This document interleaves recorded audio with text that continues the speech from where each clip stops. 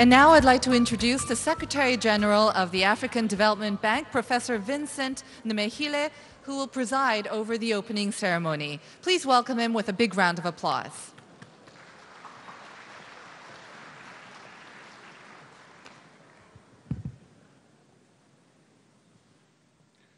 Your Excellency Dong Yeon Kim, Deputy Prime Minister and Minister of Strategy and Finance of the Republic of Korea and Chair of the Board of Governors of the African Development Bank Group.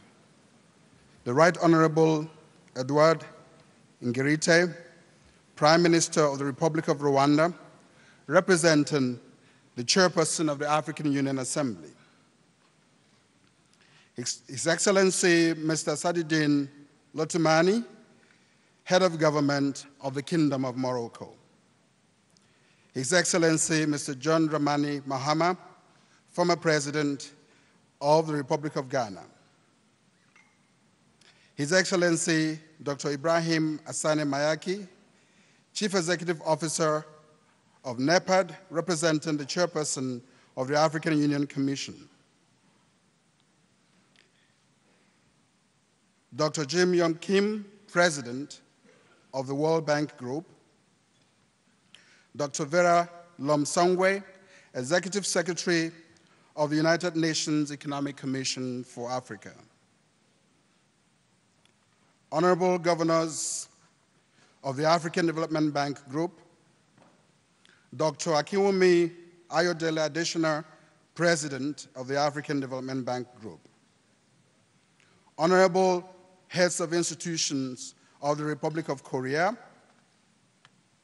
Excellencies, Ambassadors, members of the Diplomatic Corps, dear Executive Directors of the African Development Bank Group, distinguished guests, distinguished ladies and gentlemen. I have the singular honor and privilege to welcome you to the 53rd and 44th sessions of the annual meetings of the Boards of Governors of the African Development Bank and the African Development Fund, respectively. On this very solemn occasion, I would like to express our gratitude to you all for kindly and favorably responding to our invitation. I will have the privilege to moderate the opening program, and we hope that it will be a very short program. I will take you through the program and invite the various persons to speak who have a speech to make, particularly the keynote address from the President of the African Development Bank Group, the Deputy Prime Minister of Korea, and a number of others.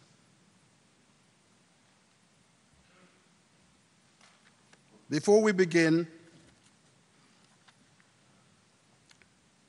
we'd like to produce a video greeting from the President of Korea.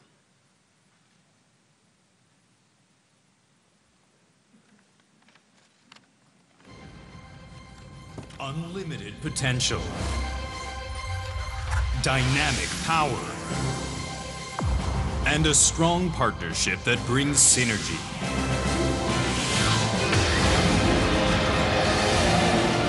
The 2018 Annual Meetings of the African Development Bank.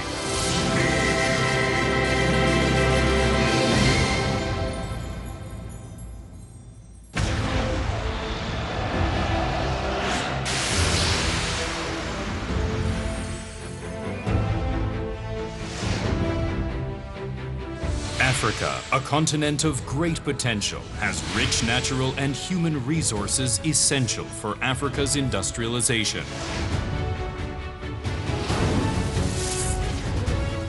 The land of opportunities is put under the spotlight as a newly emerging market. And the African Development Bank has always been on the journey towards the continent's explosive growth. Established in 1964, the African Development Bank has pushed forward diverse development and assistance projects that reflect its 5 initiatives. With such efforts, the institution has been committed to promoting a stable economic and social development of the region.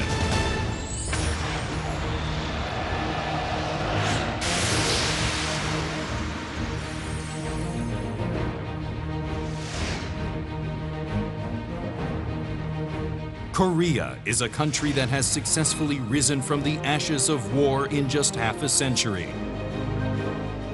A country of strength that has transformed itself from a recipient country to one of the advanced economies in the world. A country equipped with advanced technologies and professional workforce to lead the era of the Fourth Industrial Revolution. Korea is now ready to prove its strength again, being part of the advancement of Africa. So far, it has shared its development experience with Africa and continuously supported the region with various resources such as technology, human resources, and finance. Korea-Africa economic cooperation is one effort that demonstrates Korea's pursuit of consistent cooperation with Africa. And the country will continue its efforts to share know-how and future vision for helping the continent address daunting challenges it faces.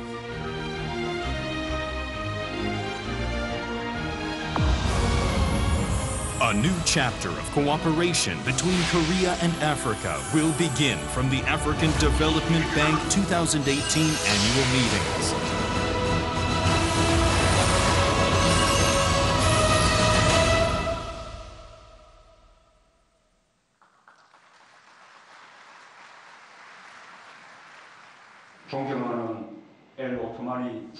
Dr. Edward Unguretin, the Honorable Prime Minister of Rwanda, Dr. Saad Din Al-Othmani, the Honorable Prime Minister of Morocco, Dr. Akinwumi Adesina, President of the African Development Bank, Dr. Jin Yong Kim, President of the World Bank Group, delegations from member countries, and distinguished guests.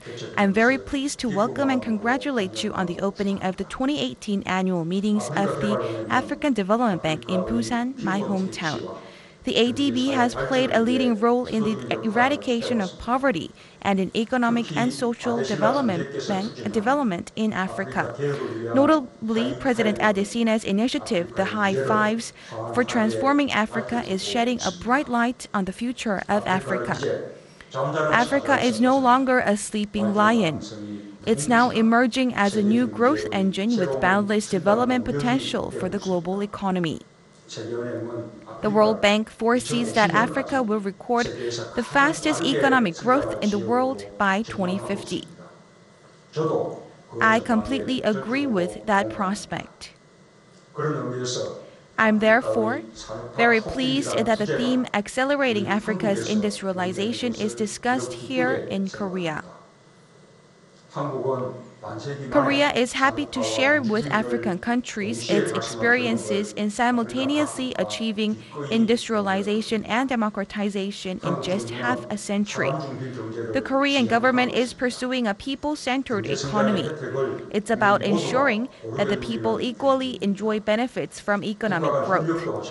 Likewise, cooperation between two sides has to bring tangible benefits to their people. Korea will endeavor to ensure that its economic cooperation with Africa is mutually beneficial. We intend to expand our official development assistance and continue to share with African nations our experience and know-how gained through economic development and industrialization. I hope that Korea and Africa will be able to jointly respond to rapid changes in the global economy and make progress toward the future through cooperation in various areas, including the Fourth Industrial Revolution. With these meetings, we will be able to understand each other better and become closer, going beyond economic cooperation.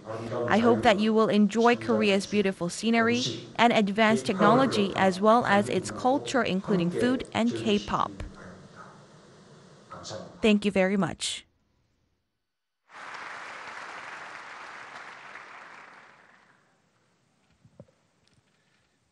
Excellencies, may I now invite His Excellency Mr. Dong-Yong Kim, Deputy Prime Minister and Minister of Strategy and Finance of the Republic of Korea, and Chair of the Boards of Governors of the African Development Bank Group, to make his statement.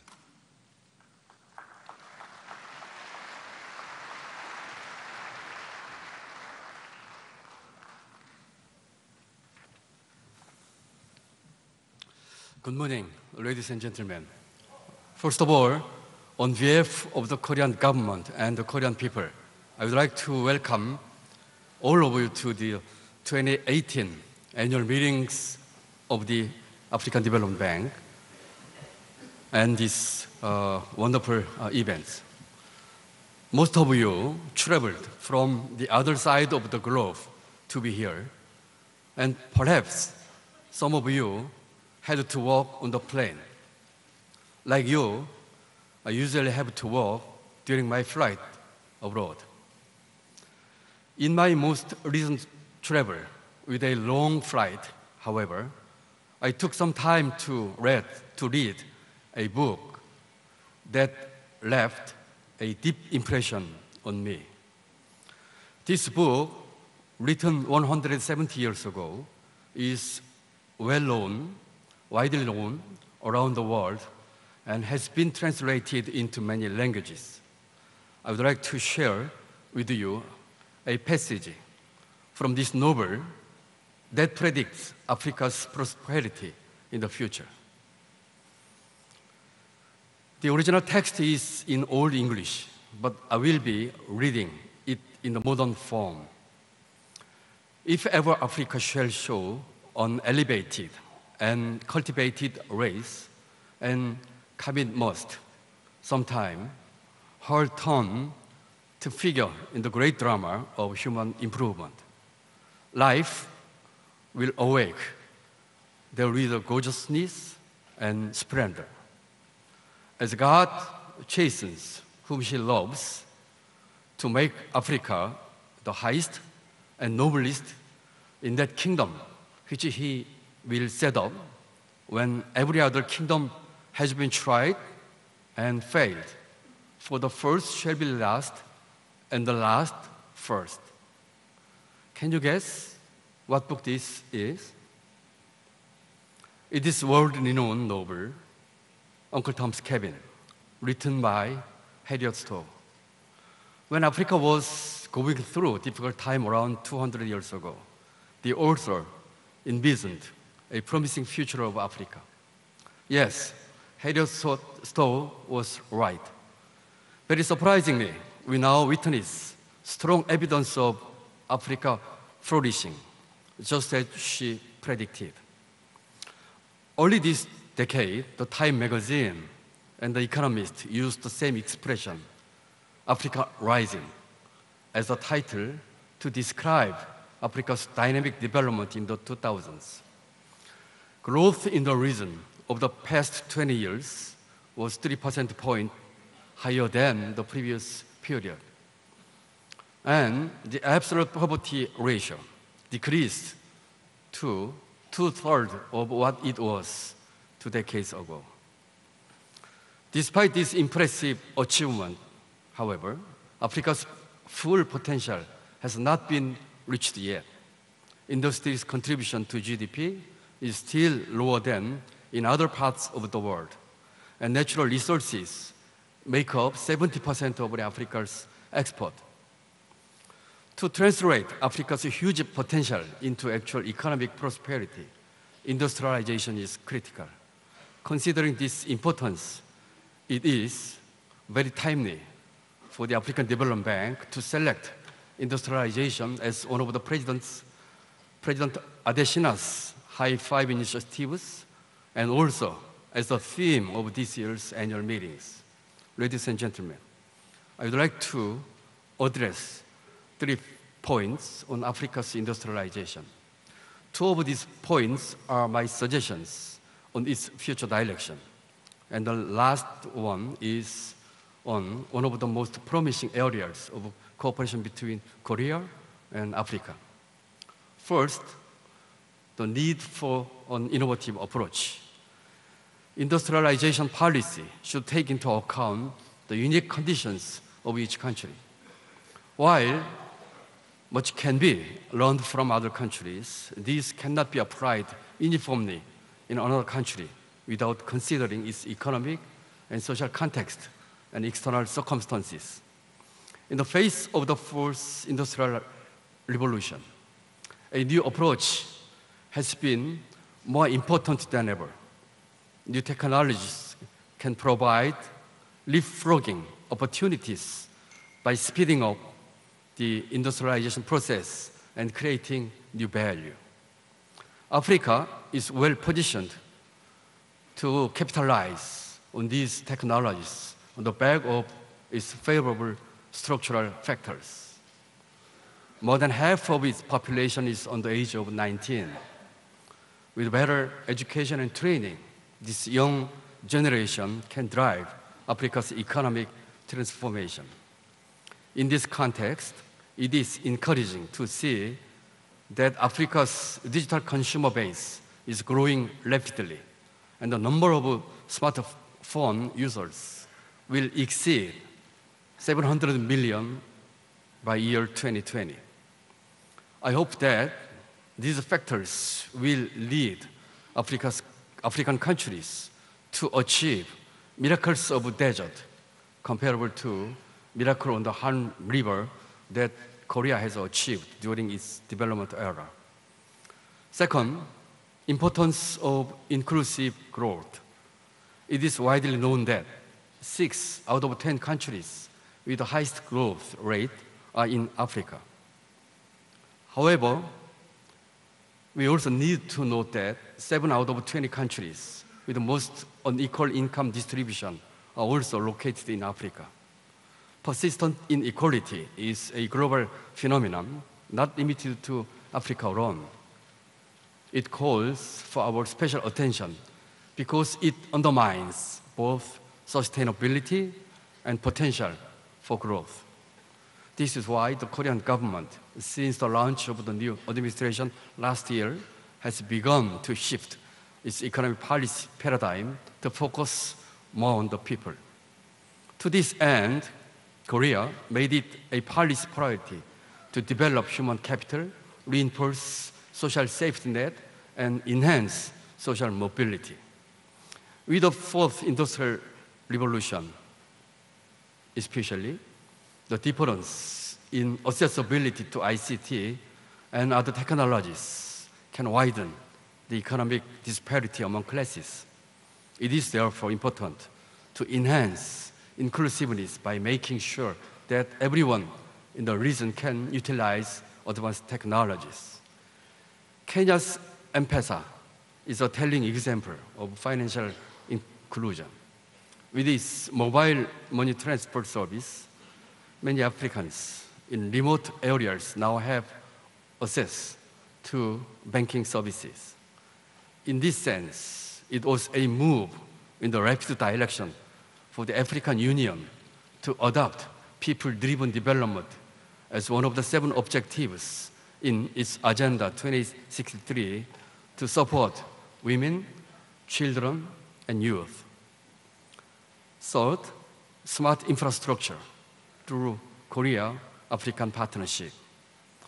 Let me now talk about a promising area where Korea can contribute to the development of African countries, which is smart infrastructure. Smart infrastructure can provide a new solution to Africa's shortage in roads, airports, and harbors. It allows optimal use of resources and can even replace traditional infrastructure. Africa is already producing substantial outcomes in this area. The world's first drone port will be built in Rwanda to deliver basic necessities to people in need. In Tanzania, 200,000 farmers who adopted smart farm technology saw a 30% increase in their rice production. Korea has joined the efforts of Africa since 2006 in building smart infrastructure through development financing and knowledge sharing. For instance, Korea financed a railroad electronic interlocking system in Egypt and support Kenya's intelligent public transportation system through the knowledge sharing program. Going forward, Korea is strongly committed to share its rich expertise and experience as Africa's close partner. And I hope that various programs during this week will facilitate smart infrastructure cooperation between Korea and Africa. Distinguished guests and ladies and gentlemen, the relationship between Korea and Africa goes back a long way. The map on the scene was drawn by Korea 600 years ago. It's called Gangnido. It's astonishing and almost hard to believe that Korea included the African continent in the world map about 100 years before the European did. Although it's not in perfect scale, you can see that it includes Africa, Europe, and India. It even marks specific places such as the Nile, the Sahara, and Anpa. Anpa, as you may know, is the original name for Casablanca in Morocco. I would like to now shift our attention to Busan, the host city of this year's event, particularly because this city has had a special relationship with Africa. In 1951, during the Korean War, the imperial troops from Ethiopia, called the Gangnew Battalion, arrived here in Busan to join the United Nations forces to help us. At that time, South Korea had retreated all the way back to Busan, where many refugees were suffering from extreme poverty. Our African allies, including Ethiopia and South Africa, helped set the stage for Korea's development out of ashes of the Korean War. I am very proudly say that Busan has now developed into Korea's second largest city with one of the world's busiest ports. The city's slogan, Dynamic Busan, embodies this active development and enterprising spirit, which are in line with Africa's aspiration for growth. I am sure that valuable insight shared during the meetings will help us take a step close to this goal. Honorable Eduardo Ngirente, Prime Minister of Rwanda, Honorable Saad Din N. Othmani, Prime Minister of Morocco, President Dr. Akinwumi Adesina of the African Development Bank, President Jim Yong Kim of the World Bank, fellow governors, representatives from international organizations, and distinguished guests, ladies and gentlemen. Thank you again for coming all the way to Korea for this year's annual meeting. I would also like to thank the African Development Bank and Busan City for organizing these wonderful events for us. And while you must have a busy schedule during this meeting, I hope you will take some time to experience Busan and Korea's hospitality. One of my personal recommendations to visit is Haeundae Beach, which is not only one of the most beautiful tourist spots in the country, but also where you can feel the energetic spirit of the youth. It's just in walking distance from your accommodation. Once again, thank you again, and welcome to Korea. And I hope this year's meetings are fruitful and enjoyable. Thank you.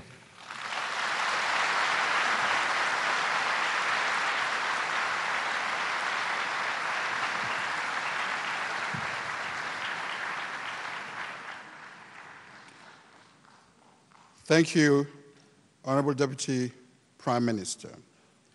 The Prime Minister talked about the importance of Busan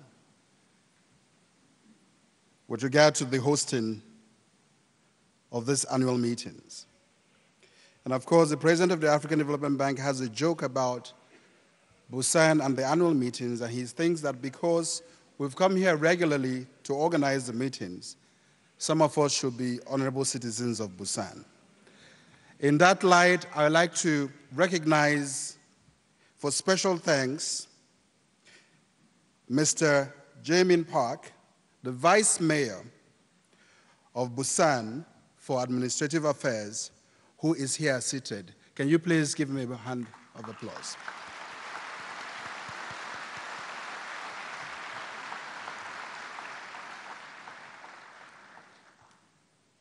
Excellencies, before the President of the African Development Bank makes his keynote speech, which will be the next, may I crave your indulgence to have a video number 2 on the AFDB theme.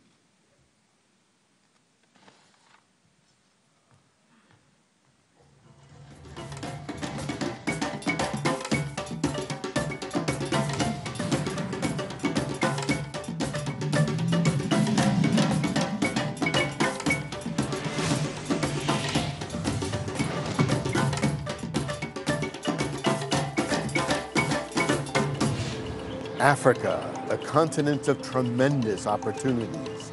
From Kenya to Nigeria, Morocco to Namibia, South Africa to Egypt. Industrialization lies at the heart of the African Development Bank's priorities. But there are also challenges: climate change, youth and women employment, fragility, socioeconomic inequality, all call for collaborative solutions. The bank, its partners and donors are investing together to make a difference in the daily lives of Africans.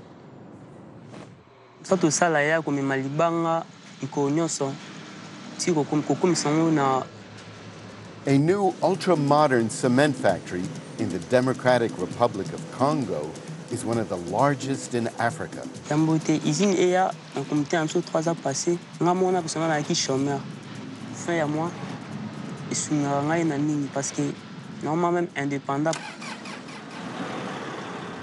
This new container port in Namibia is critical to Southern Africa's industrial expansion. The new port will definitely be an asset for us to store and keep a lot of cargo in our port.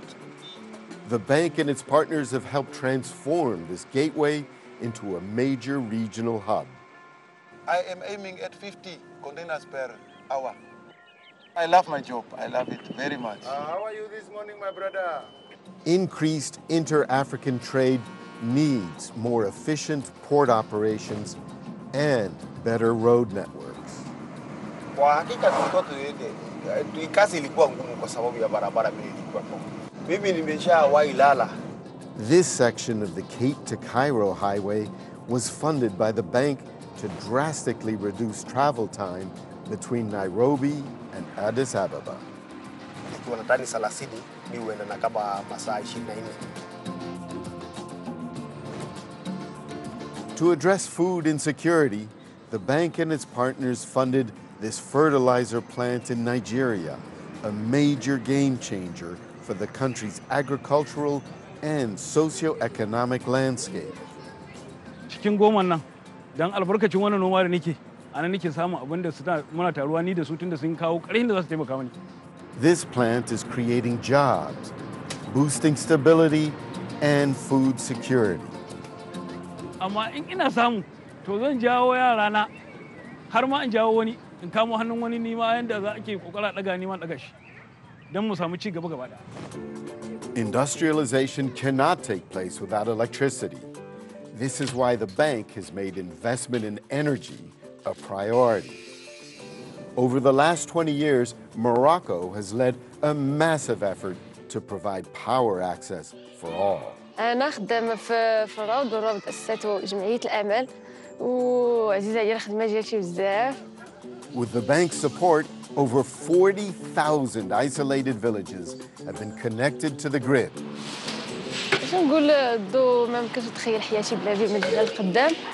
These are just a few snapshots of how the African Development Bank, with the support of its partners and donors, is meeting the challenges and the opportunities for a more industrialized Africa.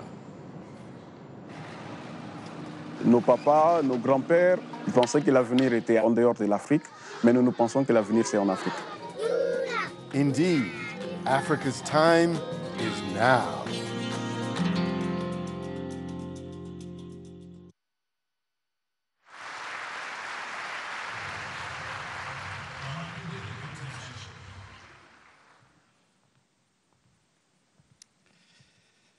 Excellencies, ladies and gentlemen, may I invite Dr. Akinwumi Adesina, President of the African Development Bank, to deliver his keynote speech.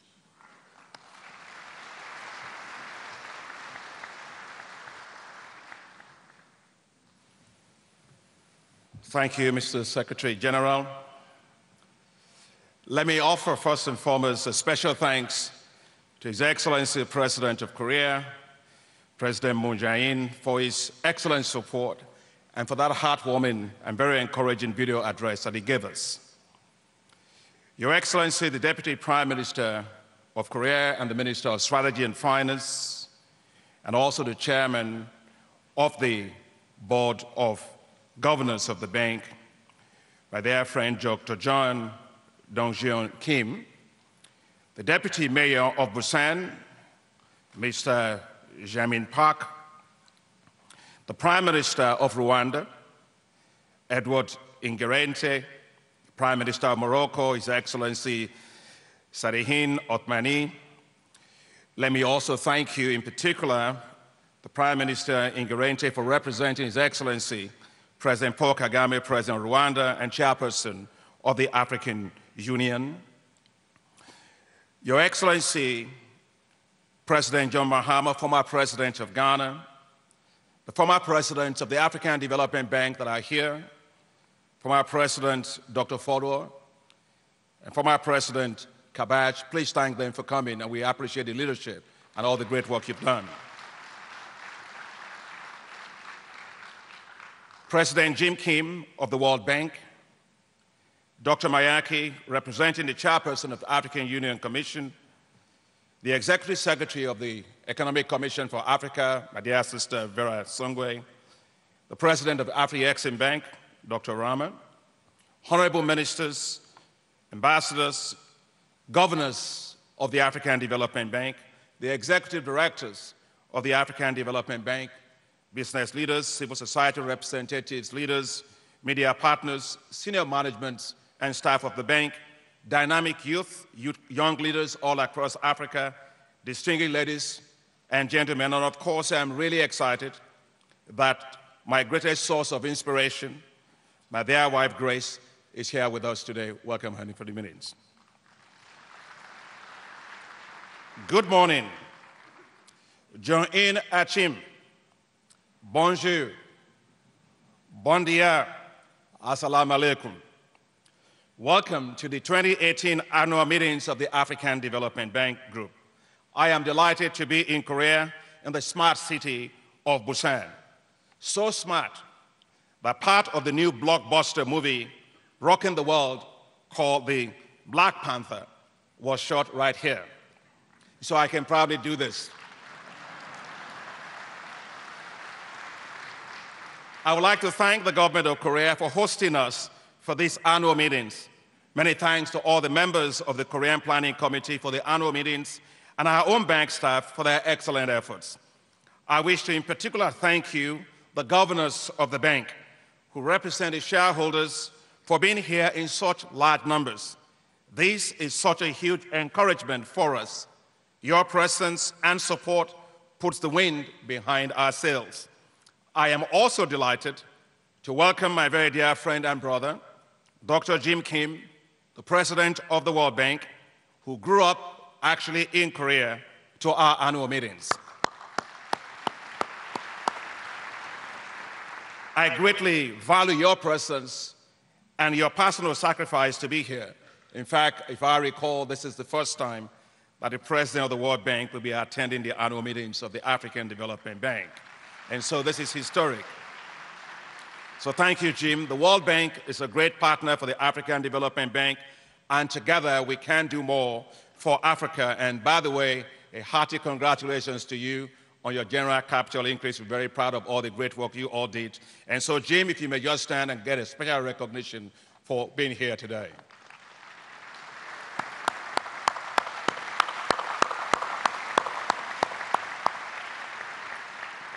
And what better place to discuss doing more for Africa than right here in Korea, a country that has achieved remarkable economic development and that stands as an example to the rest of the world. 60 years ago, Korea was a poor nation. Today, it is the 11th largest economy in the world. The miracle of the Han River did not happen by chance. It happened through industrialization, pure and simple. In the 1970s, Korea built heavy industries, investing massively in infrastructure, including rail and ports. By the 1980s, through deliberate policies, it shifted to light industries. And by early 1990s, it moved into high-valued added industry. Today, Samsung, LG television, and phones dominate globally, while Korean cars are everywhere. Korea was deliberate and consistent in its industrial drive, just like others, such as China and Japan. Africa must learn from Korea's industrialization and the equally remarkable experiences in China, Japan, and of course, other parts of the world. But why do I say this? I say it because Africa is actually deindustrializing. Between 2012 and 2018, Africa's industrial value added declined from $702 billion to $630 billion, a loss of $72 billion. Among countries with the largest industrial output, industrial value added dropped sharply by 41% in Nigeria, 26% in South Africa, 64% in Egypt, and 67% in Algeria. But some are doing well. Morocco's industrial output expanded in the period by 16% as it became the hub for global aeronautical companies. Ethiopia witnessed a five-fold increase in its industrial value added despite its heavy investments, which is driven by its heavy investments in industrial parks, special economic zones, strategic partnerships with Chinese companies for its leather industry, and with global textile and garment companies. The deceleration of industrial output in Africa is possibly at the heart of the massive youth unemployment we witness today. That is why 11 billion young people enter the labor market every year, and only 3 million of them get jobs. To create more jobs, I mean quality, well-paying jobs, Africa must fast-track industrialization. That is why the African Development Bank plans to invest $35 billion over the next 10 years towards its focus on industrialization. The bank's industrialization strategy hopes to help Africa to raise its industrial GDP from the little over $700 billion today to over $1.72 trillion by 2030. This will allow Africa's GDP to rise to over $5.6 trillion while moving the GDP per capita to over $3,350. Africa is truly blessed. From the vast and yet untapped agricultural lands, we currently account for 65% of all the arable land left to feed 9 billion people in the world by 2050, to the rich deposits of natural gas, oil, minerals, metals. The continent is brimming with natural resource potential. And of course, nobody eats potential. The irony is that Africa is simply exporting mainly raw and unprocessed commodities. Little wonder its economies are often subject to global commodity price volatilities. African farmers work hard every year to deliver 75% of the global cocoa production, but Africa reaps less than 5% of the profits from the $120 billion that comes from the chocolate market. Africa accounts for 50% of the world's gold production, but only receives 4% of the $300 billion revenues in global gold earnings. The formula for the wealth of nations is very clear. Rich nations add value to all they produce. Poor nations simply export raw materials. Africa needs to industrialize and add value to everything that it produces, from agriculture to minerals to oil to metals, everything. We have to make sure Africa moves away from the bottom to the top of the global value chains. To drive this industrialization process, Africa must quickly build a globally competitive, well-educated, highly skilled workforce for the future. And that future is already here. We cannot afford to waste any more time. As the fourth industrial revolution has already started, the nature of jobs is changing very rapidly. Africa must prepare its young people for the jobs of the future, not the jobs of the past. Africa must accelerate higher education, vocational and technical training in building the skills of the future. In particular, greater emphasis should be placed on digitalization, mathematics, material sciences, biotechnology, engineering, artificial intelligence, robotics, and quantum computing. These areas will dominate the industrial revolution in the near future, and Africa must not be left behind.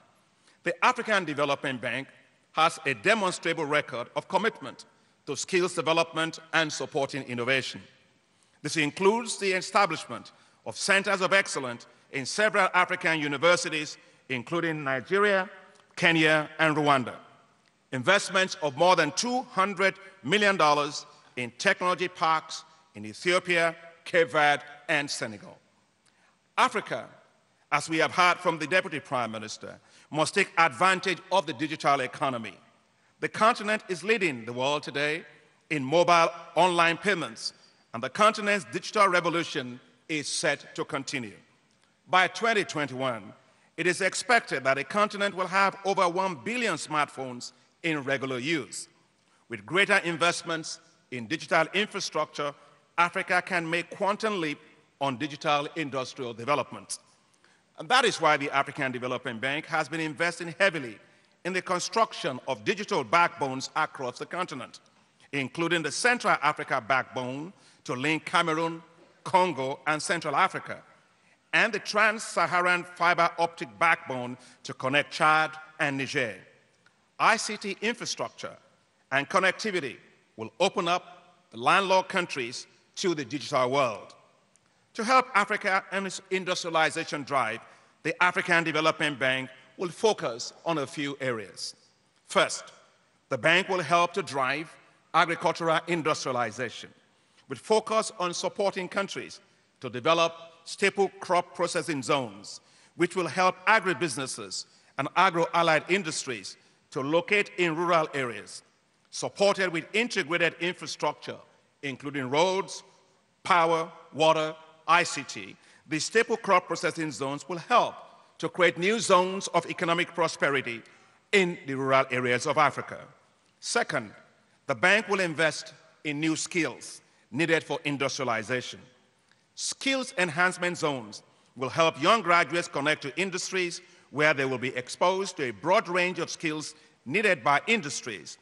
We will support the establishment of technology parks, business incubation, and acceleration programs to connect small, young, and medium business-sized businesses to industrial growth poles. Third, the bank will continue to support the private sector in critical industries through private equity investments, including small and medium-sized enterprises. Fourth, the bank will continue to support the development of the capital markets to deepen access to finance for businesses to grow and to thrive on the continent. And finally, the bank will support the partners, with its partners, the North-South cooperation and South-South cooperation in industrial development, especially for special economic zones, so Africa can learn from the best lessons that worked and avoid the mistakes of others. One of the downsides of industrial approach of developed countries has been the reliance on polluting technologies that may be good for growth, but bad for development, and bad for health. Industrialization should be done with careful attention to energy pathways that are less polluting. Africa needs to promote green growth. At the African Development Bank, we are extremely conscious of our climate and environmental responsibilities and leadership role. Consequently, we are tripling our climate finance to 40% of our portfolio by 2020. The African Development Bank is leading today on renewable energy. When I was elected president just 3 years ago, the share of our portfolio that was in renewable energy was 14%. We've moved that 2 years ago to 74%, and last year we achieved 100% of our new lending in renewable energy.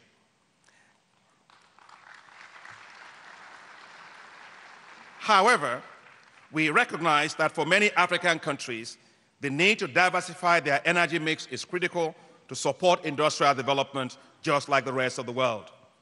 But ladies and gentlemen, industrialization should not always just be about the large companies. We must focus also on small and medium-sized enterprises, especially those run by the youth. This is for good reason. The youth are the present and the future of Africa. I see the spirit of success in the dynamism of the youth across Africa. And there are so many of them right here in these annual meetings. If you are in the house and the youth or you are young at heart, can you just wave so that we can see that you're here? Great. And the young at heart also. Think about the case of a young Rwandese lady, Clarisse Iribagiza, who trained at the Kigali Institute of Science and Technology under a globally respected master's in information and communications technology supported by the African Development Bank. Armed with her degree, she had a dream to become a major player in the ICT industry. One day, she saw the president of Rwanda, Paul Kagame, jogging in the city and quickly moved to close to him on the tracks. What a bold woman to do that. And just to tell him about her business ideas.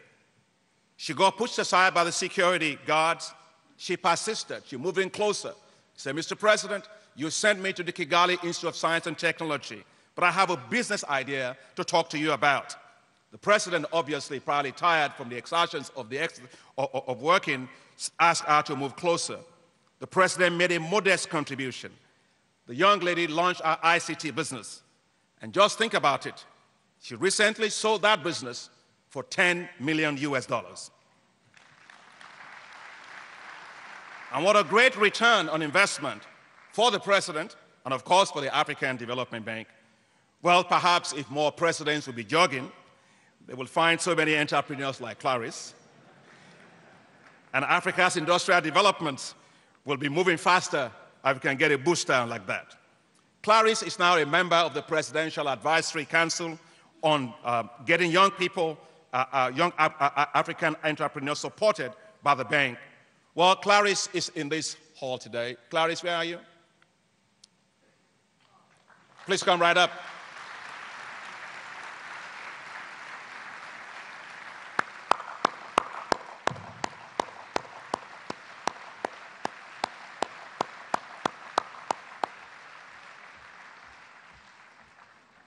I present to you with a great pleasure, Clarisse.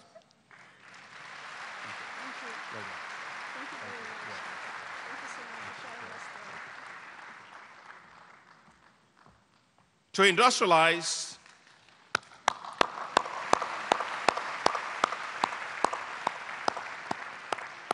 can imagine how young she is and see how Africa will look like in the future. To industrialize, Africa must mobilize greater domestic resources and direct them to close Africa's infrastructure gap and financing needs for critical industries.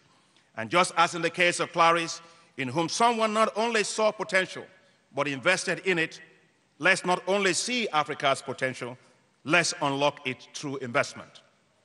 That is why the African Development Bank has created with its partners a transactional platform to leverage global pension funds and sovereign wealth funds and other institutional investors to significantly invest in Africa. That platform is called the Africa Investment Forum, a new investment marketplace for Africa that will set sail 7 to 9 November 2018 from Johannesburg, South Africa. And I would like to thank the World Bank, the IFC, the Inter-American Development Bank, the EBRD, the European Investment Bank, the Islamic Development Bank, and MIGA for joining us on this platform. And it's the first time we are doing that together. Please thank our partners for that.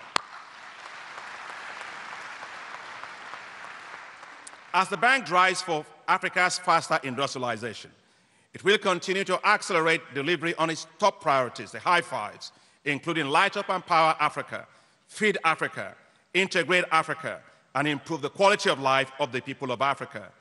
The African Development Bank is doing all it can to support Africa's brighter future through all these areas, but we need more gas in the car to travel the full distance for Africa's economic development.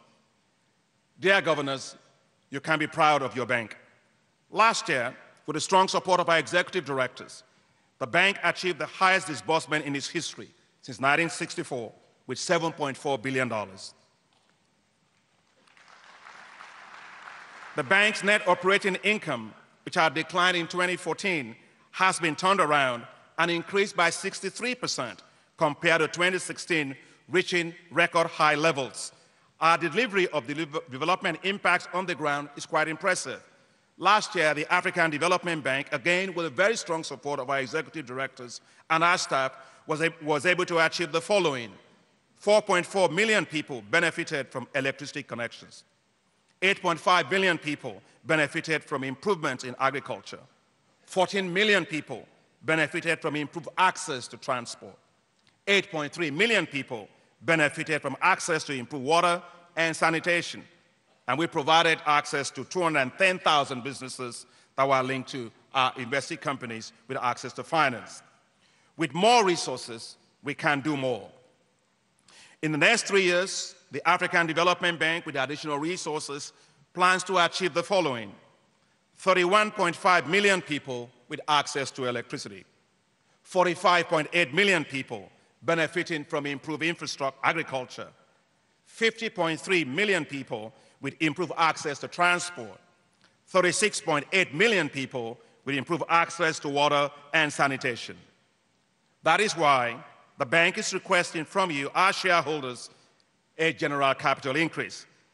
A stronger bank, a better capitalized bank, combined with stronger support by you, our shareholders, our governors, our executive directors, and our eager staff will deliver on the Africa we want. As Black Panther, T'Challa, the king of Wakanda, stood up and said to his challengers, "I accept your challenge." The African Development Bank, your bank, accepts the challenge to accelerate Africa's development.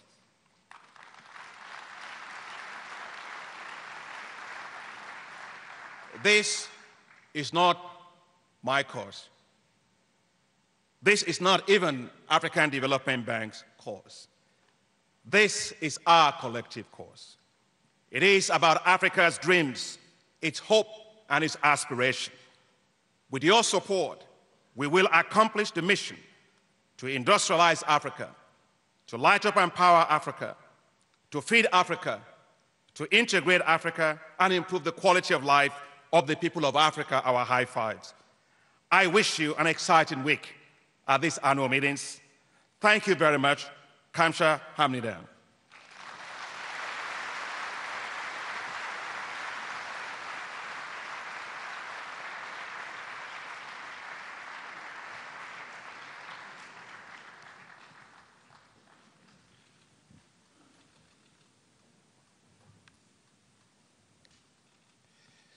The African Development Bank forever.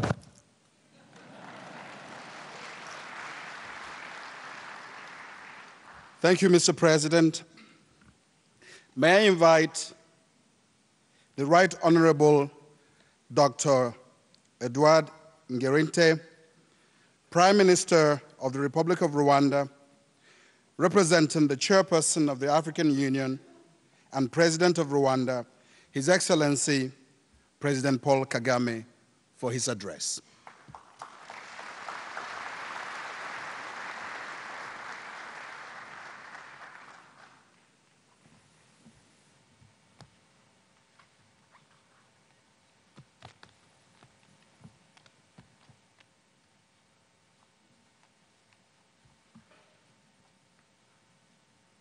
Good morning. Mr. Dong-Yeon Kim, Deputy Prime Minister and Minister of Strategy and Finance of Republic of Korea and Chairperson of the Board of Governors. Dr. Adesina, the President of African Development Bank. Dr. Jim Yong Kim, President of World Bank Group. Members of Board of Governors, distinguished guests, ladies and gentlemen. Good morning to you all. I'm pleased to have this opportunity to address you on behalf of His Excellency Paul Kagame, President of Republic of Rwanda and Chairperson of African Union. I thank the African Development Bank for efficiently organizing this meeting and the government of the Republic of Korea for the warm hospitality we have enjoyed in this beautiful city of Busan. This year's theme is Accelerating Africa's Industrialization. This is a good occasion to reflect on the role of industrialization as a catalyst for economic development.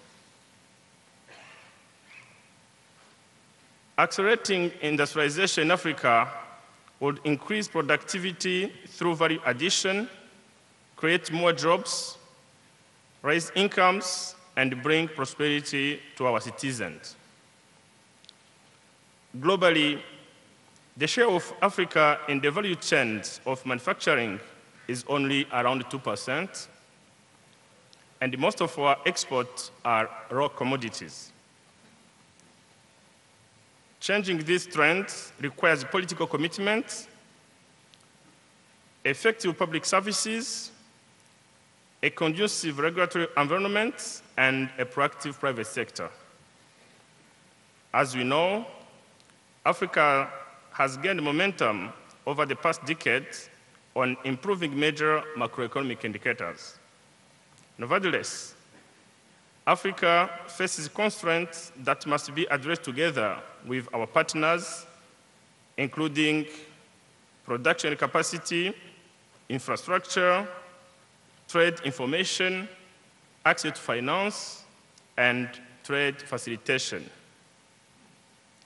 The African Union Agenda 2063 indicates key flagship projects that we believe will accelerate transformational change on the continent. These projects include the African Commodity Strategy, the free movement of people, the Continental Free Trade Area, and the Single African Air Transport Market. The last three were finalized this year, and the implementation is already underway. The African Continental Free Trade Area, adopted by 44 African Union member states, which means 80% of AU membership in Kigali in March, is perhaps the most consequential. For the first time, Africa will constitute a single market for goods and services, which will also pave the way for free movement of people and investment.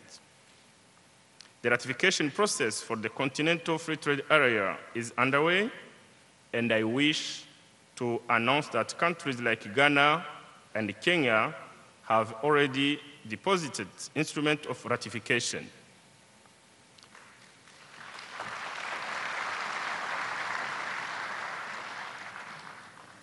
Rwanda will do it very soon, since the ratification has already been concluded by both Cabinet and Parliament.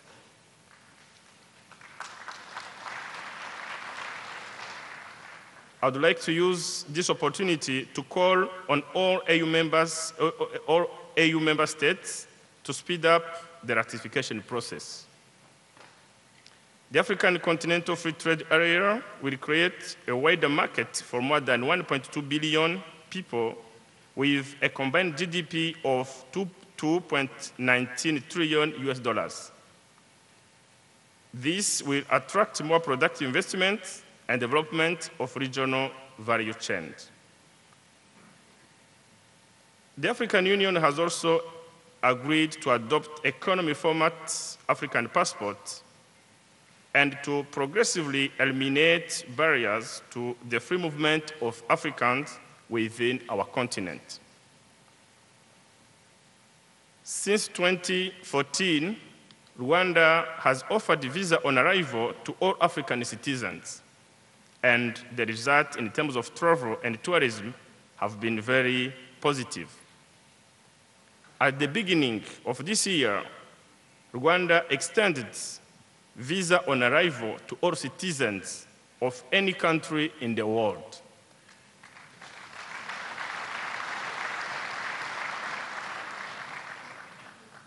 The single African air transport market was launched in January this year. This will make transport of people and goods across the continent cheaper and faster. Holding our annual meeting in Busan is an opportunity to reinforce the good cooperation between Africa and the Republic of Korea. The establishment of the Korea-Africa Development Cooperation Framework in 2006 was successful at enhancing that relationship, particularly in the area of energy, ICT, agriculture, green growth, and human resource development. In Rwanda, our partnership with Korea has focused on higher education and knowledge transfer, building ICT innovation capacity, as well as key support to our technical and vocational training institution. The strong relationship that we have forged with leading Korean institutions have made a lasting impact, and we look forward to deepening our joint efforts going forward. I therefore want to reiterate that Korea has been a strong and reliable partner for Africa. Excellencies,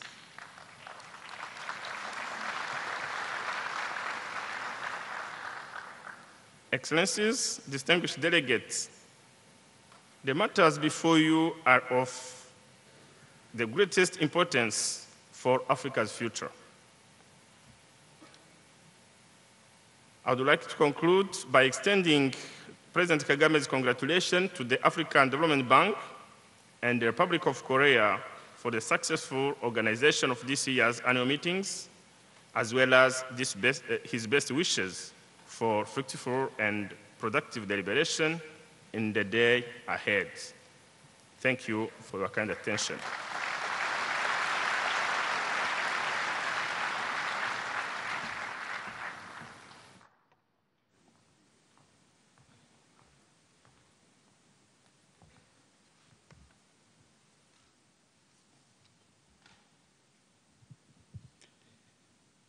Excellencies, ladies and gentlemen, that brings to a close the opening ceremony. But permit me to make the following announcements.